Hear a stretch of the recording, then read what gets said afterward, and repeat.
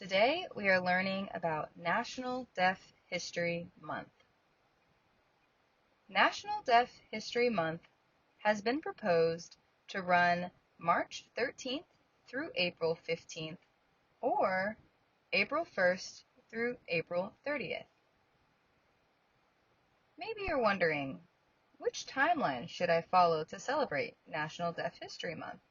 Well, the National Association of the Deaf, also known as NAD, received proposals for the two different dates. The proposal for March 13th through April 15th incorporated three landmark moments in deaf history. The first being March 13th, 1988, when I. King Jordan became the first deaf president of Gallaudet University, and April 8th, 1864, when Gallaudet University was first and officially founded as the first deaf college, and April 15th, 1817, when the American School for the Deaf was established and opened to the deaf community.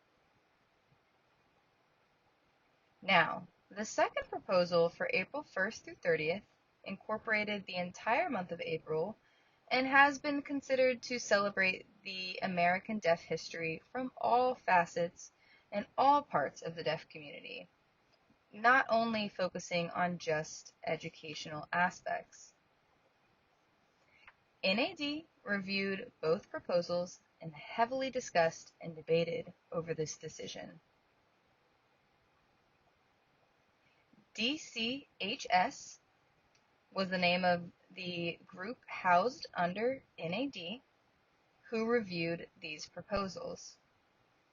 DCHS included organizational members, community representatives, and stakeholders.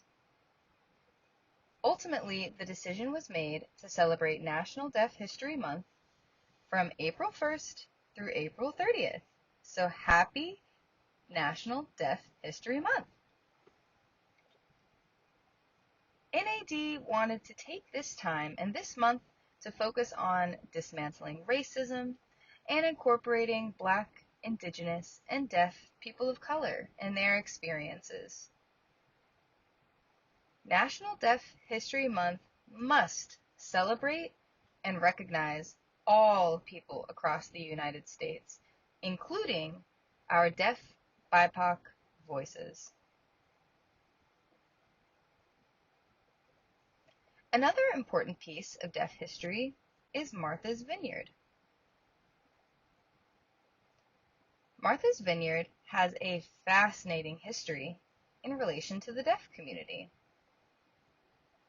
Many ancestors of Martha's Vineyard carried a recessive deaf gene, and many islanders married and passed on this gene to their children, causing deaf babies and deaf families to grow and become prominent on the island.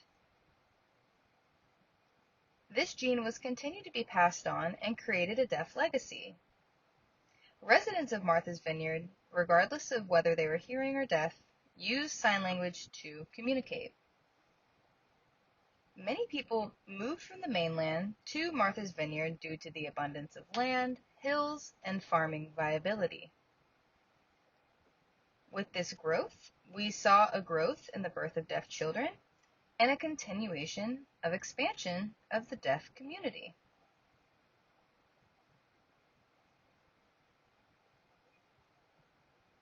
We continue to see those genes passed along, and our deaf community has grown due to it. How interesting! If you'd like to learn more about Martha's Vineyard, I recommend this book entitled Everyone Here Spoke Sign Language.